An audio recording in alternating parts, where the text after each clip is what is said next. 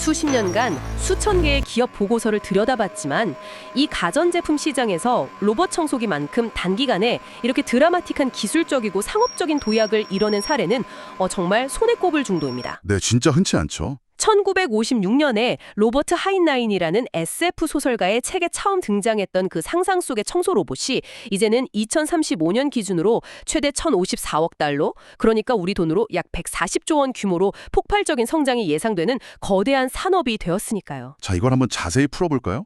오늘 저희의 미션은 단순한 신상 가전제품 리뷰가 아닙니다.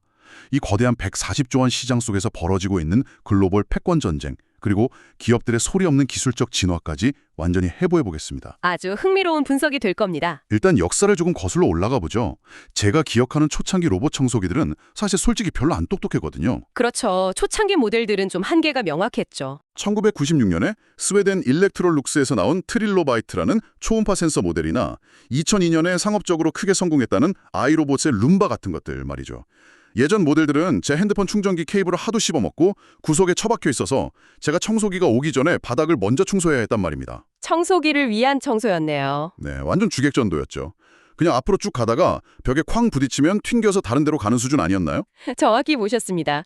초창기에는 이른바 무작위 주행 방식이었죠.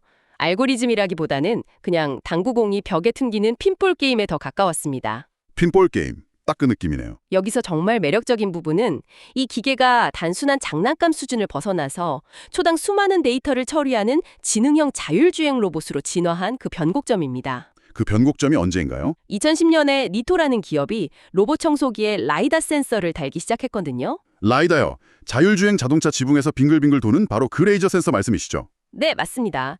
차에 들어가는 그 정밀한 센서를 바닥 청소기에 넣은 겁니다. 이때부터 로봇 청소기가 자기가 있는 방에 지도를 그리기 시작한 거죠.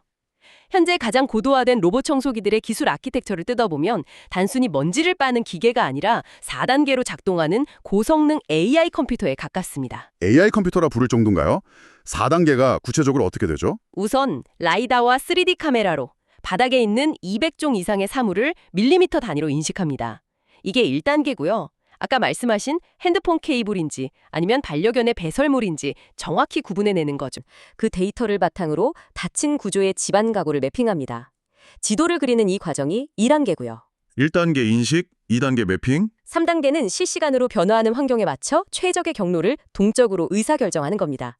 의자가 원래 있던 자리에서 조금 밀려나 있어도 당황하지 않고 즉각 경로를 수정하죠. 아, 그냥 외운대로 가는 게 아니군요. 네, 그리고 마지막 4단계는 반복적인 청소를 통해서 집안 사람들의 생활 패턴을 스스로 학습하는 겁니다. 와, 학습까지. 밖에서 보면 그냥 이리저리 부딪히면서 먼지통 비우는 기계 같은데 진짜 컴퓨터라고 부를 정도의 기술이 들어간 거네요. 충분히 그렇게 부를 만하죠. 초당 수백만 개의 데이터 포인트를 연산하면서 스스로 결정을 내리니까요. 단순히 명령을 수행하는 게 아니라 상황을 판단하는 주체가 된 겁니다. 그렇군요. 그럼 시장 데이터를 한번 보겠습니다. 다나와 리서치에서 발표한 2025년 한국 시장 자료를 쭉 훑어보니까 요새 시청자분들이 먼지만 빠는 기계는 아예 안 사시던데요? 이제 그런 단일 기능 제품은 완전히 멸종 수순입니다. 맞아요. 지금 판매되는 로봇 청소기의 무려 95.1%가 흡입과 물걸레를 동시에 지원하는 겸용 제품입니다. 거의 전부라고 봐야죠. 거기에 스테이션 기능이 엄청 화려해졌어요. 걸레를 뜨거운 물로 빠는 온수 세척 기능 채택률이 77%고 곰팡이랑 냄새를 막으려고 뜨거운 바람으로 말려주는 온풍 건조가 86.3%입니다. 소비자들의 높이가 엄청나게 높아진 결과입니다. 이제 프리미엄 모델에서는 이게 그냥 기본 사양인 거잖아요. 그리고 제가 이 자료 보다가 제일 놀랬던 수치가 하나 있는데요. 어떤 부분이죠? 브러쉬에 엉킨 머리카락을 내장된 칼날로 스스로 툭툭 잘라버리는 자동 코팅 기능이요. 이게 불과 2년 전인 2023년에는 전체의 4%밖에 안 됐는데 2025년에는 30.6%로 껑충 뛰었습니다. 약 7.5배나 급성장한 거죠. 그 데이터들이 시사하는 바가 아주 큽니다. 단순히 기능이 좋아졌다 수준이 아니거든요. 그럼 어떤 의미가 있는 거죠? 소비자들의 요구가 단순히 청소를 돕는 기계에서 유지보수 제로의 영역으로 완전히 넘어갔다는 뜻입니다. 우리가 일상생활의 행동 패턴을 분석해보면 현대인들에게 가사노동은 단순히 몸이 피곤한 문제가 아니라 뇌의 인지적 과부하를 일으키는 요인입니다. 아, 인지적 과부하요? 네, 오늘 청소기 먼지통 비워야 하는데 걸레 냄새 나기 전에 빨아야 하는데 이런 생각 자체가 엄청난 스트레스인 거죠. 현대인들은 이른바 시간 빈곤 상태에 놓여 있으니까요. 그러니까 단순히 손발이 편해지는 걸 넘어서 머릿속에서 청소라는 할 일 목록 자체를 지워버리고 싶어 한다는 거군요. 정확합니다. 머리카락을 가위로 잘라내고 더러운 걸레를 손으로 빨아야 했던 과거와 달리 이제는 저 올인원 스테이션이 스스로 물을 비우고 채우고 걸레를 삶고 말리잖아요. 알아서 다 하죠. 짧게는 수주에서 길게는 수개월까지 인간이 아예 신경 쓸 필요가 없게 개입을 차단해버리는 거죠. 이건 가전제품이 조금 좋아진 수준이 아니라 시청자분들의 삶에서 가사노동 시간이라는 리소스를 통째로 회수해 돌려주는 패러다임의 변화로 봐야 합니다. 자, 여기서 정말 흥미로운 부분이 등장합니다. 사람들의 뇌 속 스트레스까지 해결해주는 이 140조 원짜리 황금어장, 과연 지금 누가 지배하고 있을까요? 놀랍게도 현재 글로벌 로봇 청소기 시장은 중국 기업들이 완전히 장악하고 있습니다. 수치가 아주 압도적이죠.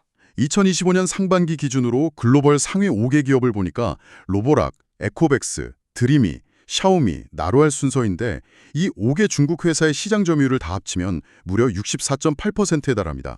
시장의 3분의 1을 이 5개 회사가 싹 쓸어 담은 셈이네요. 네, 반면에 이 시장을 개척했던 미국의 아이로봇은 점유율이 8%대로 곤두박질 치면서 결국 중국 기업의 인수되는 수모를 겪었죠. 대체 중국 기업들은 어떻게 이렇게 단기간에 철옹성을 구축한 건가요? 예전처럼 싼 맛에 물량으로 밀어붙인 건가요? 아니요. 과거의 가성비의 중국산 프라임으로 접근하면 이 시장을 절대 이해할 수 없습니다. 이들의 성공 요인을 컨설팅 관점에서 전략적으로 해체해보면 굉장히 치밀합니다. 치밀한 전략이 숨어 있군요. 가장 무서운 건 압도적인 속도입니다. 미국의 아이로봇이 신제품 하나 기획해서 내놓고 몇 년을 우려먹을 때 중국의 로보락 같은 기업은 1년에 플래그십부터 보급형까지 10여 종의 신제품을 말 그대로 시장에 쏟아냅니다. 잠깐만요. 1년에 10종이요? 그러면 자기들끼리 제품 라인업이 겹쳐서 제 살 깎아먹기가 되지 않나요? 왜 그렇게 무리해서 찍어내는 거죠? 얼핏 보면 카니발라이제이션 같지만 사실은 시장의 모든 틈새 수요를 그물망처럼 촘촘하게 건져 올리는 고도의 시장 세분화 전략입니다. 아, 모든 수요를 다 잡겠다는 거군요. 나는 걸레 기능은 빼고 흡입력만 강한 게 좋아. 나는 온수세척은 꼭 들어가야 해. 이런 모든 개별 소비자의 니즈에 맞춤형으로 대응하는 거죠. 패션 업계의 패스트 패션 전략을 테크 산업에 그대로 이식했다고 보시면 됩니다. 아, 소비자가 무조건 살 수밖에 없게 모든 선택지를 촘촘하게 다 깔아둔다는 거군요. 이거 진짜 무서운데요? 여기서 끝이 아닙니다. 두 번째 핵심 무기가 바로 온라인 우선 전략이었죠. 처음부터 미국이나 유럽의 비싼 오프라인 가전 매장을 뚫으려고 힘을 빼지 않았습니다. 유통망 얘기가 나왔으니 말인데 아까 자료에 보니까 D2C라는 표현이 계속 나오더라고요. D2C라고 하시면 중간에 아마존이나 베스트바이 같은 거대 유통망을 아예 거치지 않고 자기네 자체 온라인 몰에서 소비자한테 직판을 했다는 뜻이죠. 맞습니다. 초기에는 글로벌 아마존을 적극 활용하면서도 동시에 자사 D2C 몰로 트래픽을 유도해 중간 유통 비용을 확 날려버렸죠. 그렇게 확보한 넉넉한 이유는 어디에 썼을까요? 당연히 개발이나 홍보에 썼겠죠. 바로 R&D와 마케팅에 쏟아부었습니다. 온라인에서 인지도와 자본력을 빵빵하게 키운 다음에 거꾸로 오프라인 매장을 하나씩 집어삼키는 아주 영리한 우회 전술을 쓴 겁니다. 게다가 시청자분들도 일상에서 느끼시겠지만 이제 로봇 청소기 분야에서만큼은 중국산은 싸구려 기술이라는 공식이 완전히 깨졌잖아요. 바로 그게 세 번째 요인인 초격차 기술 주도입니다. 이제 그들은 패스트 팔로워가 아니라 퍼스트 무버입니다. 100도씨 스팀 살균 기능을 넣거나 구석을 닦기 위해 사람 팔처럼 쑥 뻗어나오는 비오닉 기계팔 같은 혁신적인 폼factor를 전 세계에서 가장 먼저 상용화하고 있죠. 기술력 자체가 앞서간다는 거네요. 네, 이런 압도적 기술력 위에 네 번째 요인인 자본력을 사정없이 들이붓습니다. 데이터 보셨죠? 로보락 한 회사가 2025년 상반기 단 6개월 동안 글로벌 마케팅에 쏟아부은 돈이 무려 4,233억 원입니다. 6개월에 4천억 원이요? 와, 웬만한 중견기업 1년치 매출을 마케팅에 태운 거네요. 전 세계 소비자들의 눈과 귀를 그냥 돈으로 도배를 해버린 거군요. 어마어마한 규모죠. 이렇게 들으면 전 세계 시장이 중국 천하가 된 게 너무 당연해 보입니다. 그런데 시청자 여러분, 제가 한국 시장 데이터를 깊이 파보다가 아주 묘한 흐름을 하나 발견했습니다. 글로벌 시장에서 65%를 먹은 이 중국의 기세가 유독 한국 시장에서는 최근 들어서 눈에 띄게 꺾이고 있습니다. 한국 시장 특유의 환경 때문이죠. 한국은 전 세계에서 유례를 찾기 힘든 완벽한 마룻바닥, 장판 문화를 가지고 있습니다. 신발 벗고 들어가는 문화죠. 실내에서 맨발로 생활하니까 서양의 카펫 문화와 달리 바닥에 미세한 먼지나 물걸레질의 퀄리티에 대한 소비자들의 눈높이가 비정상적으로 높습니다. 그래서 글로벌 제조사들에게는 한국은 가장 까다롭고 중요한 프리미엄 기기의 최대 격전지이자 깐깐한 테스트베드죠. 맞아요. 그래서 예전에는 한국에서도 중국 브랜드들이 압도적이었는데 2025년 1월부터 9월까지 다나와 통계를 보니까 지각 변동이 일어났습니다. 점유율이 많이 바뀌었죠. 삼성전자와 샤오미가 각각 23.6%로 공동 1위를 기록했고 그 절대 강자였던 로보락이 21.8%로 3위로 밀려났더라고요. 팽팽한 3강 구도입니다. 대체 왜 한국 소비자들은 갑자기 지갑의 방향을 튼 걸까요? 흡입력이나 걸레질 기술력 자체는 중국산이 아직 우위라는 평가도 꽤 있던데요. 이 지점에서 매우 중요한 질문이 제기됩니다. 우리가 앞서 이 로봇 청소기를 방 안을 돌아다니는 고성능 AI 컴퓨터라고 정의했었죠. 네, 센서 달린 컴퓨터라고 하셨죠? 수십 개의 정밀 센서와 고해상도 AI 카메라가 달려 있고 집안의 구조와 와이파이 네트워크에 24시간 연결된 기계. 이 기계가 과연 완벽하게 안전할까요? 보안 문제군요. 해킹 리스크 같은 거요? 네, 객관적인 팩트만 말씀드리겠습니다. 최근 한국소비자원과 한국인터넷진흥원의 합동조사 결과가 발표되었는데 일부 중국산 로봇 청소기 모델에서 매우 심각한 보안 취약점이 발견되었습니다. 어떤 취약점이었나요? 사용자의 동의나 별도의 인증 과정 없이도 기기가 찍은 사진과 영상을 무단으로 열람할 수 있었고 심지어 외부 네트워크에서 카메라를 강제로 켜고 조종할 수 있는 루트까지 확인이 된 겁니다. 와, 잠깐만요. 그건 단순히 청소기가 고장났다 이런 수준의 문제가 아니잖아요. 우리가 샤워하고 나와서 거실을 편하게 돌아다니고 우리 아이가 거실 매트 위에서 노는 가장 내밀하고 사적인 일상생활이 전 세계 네트워크에 무방비로 생중계될 수도 있다는 거 아닙니까? 정확합니다. 소비자들에게 이건 단순한 스펙의 문제가 아니라 프라이버시라는 치명적인 위협으로 다가온 겁니다. 그렇다면 이 모든 것이 의미하는 바는 무엇일까요?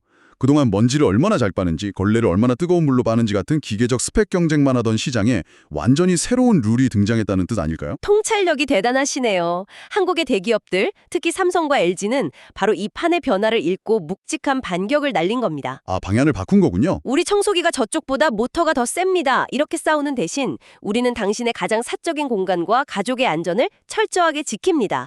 라는 신뢰 자본을 게임 체인저로 들고 나온 거죠. 구체적으로 어떤 기술을 쓴 건가요? 삼성전자의 경우 스마트폰에 들어가는 군사급 보안 솔루션인 녹스 볼트 전용 하드웨어 칩을 로봇 청소기 안에 아예 물리적으로 심어버렸습니다.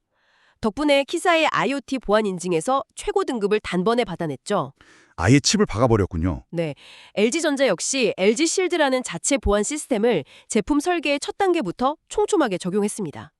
여기서 기술적으로 가장 중요한 핵심은 온 디바이스 암호화 처리입니다. 온 디바이스면 그 기기가 수집한 데이터를 외부 클라우드 서버로 안 보낸다는 뜻이잖아요. 그런데 보통 AI가 계속 똑똑해지려면 방대한 데이터를 중앙 클라우드로 보내서 지속적으로 학습을 시켜야 하는 거 아닌가요? 기기 자체 내에서만 처리하면 똑똑함이 좀 떨어지진 않나요? 아주 날카로운 지적입니다. 바로 그게 과거의 기술적 난제였죠. 하지만 최근 칩셋의 연산 능력이 극적으로 향상되면서 상황이 달라졌습니다. 기기 안에서 다 해결이 되나요? 네, 로봇 청소기가 우리 집 거실을 찍은 민감한 영상이나 평면도 데이터가 제조사의 외부 서버나 클라우드로 넘어가는 게 아니라 로봇 청소기 기기 내부에서 자체적으로 처리되고 암호화된 후 즉각 폐기되는 겁니다. 원천적으로 데이터 유출의 파이프라인을 끊어버린 거죠. 스펙은 자본력으로 단기간에 따라잡을 수 있어도 보안 생태계와 기업에 대한 근본적인 신뢰는 하루아침에 구축되는 게 아니니까요. 정말 한국 대기업다운 영리하고도 묵직한 반격 전략이네요. 맞습니다. 한국 소비자들은 약간의 스펙 차이보다는 내 가족의 프라이버시가 보장되는 신뢰 쪽에 기꺼이 지갑을 열기 시작한 것이고 이게 한국 시장 점유율의 지각 변동을 일으킨 결정적 원인입니다. 2026년 CES 발표 자료들을 보면 이 기술 발전 속도가 진짜 혀를 내두를 정도입니다. 이제 슬슬 청소기라는 단어를 떼야 할 것 같아요. 저는 개인적으로 로보락에서 발표한 사로스 로보라는 모델 보고 진짜 충격받았습니다. 휠 레그 구조 말씀하시는 거죠? 네, 바퀴랑 다리가 결합된 구조를 채택해서 평소에는 바퀴로 굴러가다가 복잡한 문턱이나 계단을 만나면 마치 다리처럼 쓱 올라타서 스스로 계단을 오르내리더라고요. 그동안 로봇 청소기 최대 난제가 복층 구조나 높은 문턱이었는데 그걸 그냥 물리적으로 부숴버린 거잖아요. 그쵸, 엄청난 혁신입니다. 그리고 드리미에서 나온 사이버 원지로 울트라 모델은 더 기괴합니다. 로봇 상단에 관절이 4개나 달린 비오닉 로봇팔이 숨어 있다가 가구 및 깊숙한 틈새나 좁은 모서리를 만나면 사람 손처럼 쑥 뻗어나와서 정교하게 후벼파면서 청소를 합니다. 기계공학의 한계를 하나씩 돌파하고 있는 거죠. 하지만 이 2026 CES 자료들이 보여주는 더 큰 혁신은 하드웨어가 아니라 소프트웨어와 연결성에 있습니다. 연결성이요? 로봇 청소기는 이제 단순한 가전제품이 아니라 집안 전체를 통제하는 스마트홈의 진정한 지능형 파트너이자 핵심 허브로 진화하고 있거든요. 시청자분들의 관점에서 이 일상을 한번 상상해 보시죠. 출근 준비로 정신없이 바쁜 아침에 실수로 바닥에 결혼 반지를 떨어뜨리고 그냥 출근해 버렸다고 칩시다. 옛날 모델이면 그냥 무자비하게 빨아들여서 먼지통 안에서 빙빙 돌고 있었겠죠? 네, 그랬겠죠. 하지만 이제는 로봇 청소기의 AI 비전 시스템이 바닥에 있는 물건이 쓰레기가 아니라 귀중품이라는 걸 정확히 인식합니다. 알아서 판단을 하네요. 그럼 즉시 그 구역의 청소를 멈추고 여러분의 스마트폰으로 반지가 떨어져 있는 위치와 사진을 알림으로 띡 보냅니다. 와, 완전 바닥 전당 비서네요. 게다가 걸레질 기술도 진화했습니다. 스테이션에 탁도 센서가 달려 있어서 자기가 걸레를 빨고 나온 구정물이 얼마나 탁한지를 광학적으로 분석합니다. 구정물 농도를 본다고요? 네, 그래서 오염도가 심하면 완전히 맑은 물이 나올 때까지 스스로 알아서 세척 횟수를 조절하죠. 무엇보다 가장 놀라운 건 메터란 글로벌 범용 IoT 프로토콜을 통해 집안의 모든 가정과 하나로 연동된다는 점입니다. 다른 가정들이랑 소통을 한다는 거군요. 여러분이 집을 비우고 외출하는 순간 현관 센서와 연동된 로봇 청소기가 알아서 활동을 시작합니다. 청소하다가 먼지가 너무 많이 날린다 싶으면 자기가 스스로 거실의 공기청정기를 강풍으로 돌려버리고 어두운 구석에 들어가면 집안의 조명을 살짝 켜서 시야를 확보하는 식이죠. 정말 영화 아이언맨에 나오는 인공지능 자비스가 바닥을 기어다니는 현실이 되어가고 있네요. 오늘 저희가 1950년, 60년 SF 소설의 작은 상상력부터 시작해서 기술의 진화, 중국 기업들의 압도적인 글로벌 장악력, 보안을 무기로 한 한국 기업의 역공, 그리고 계단을 오르는 미래의 폼팩터까지 로봇 청소기 시장의 A to Z를 짚어봤습니다. 이걸 더 큰 그림과 연결해보면 이 시장의 향후 10년에 대한 날카로운 청사진을 그릴 수 있습니다. 앞으로 10년 뒤 글로벌 로봇 청소기 시장의 최우승자는 단순히 먼지를 잘 빨아들이는 튼튼한 기계를 만드는 회사가 아닐 겁니다. 그럼 어떤 회사가 승자가 될까요? 계단을 오르고 어떤 환경에서도 자유롭게 움직이는 물리적 이동성.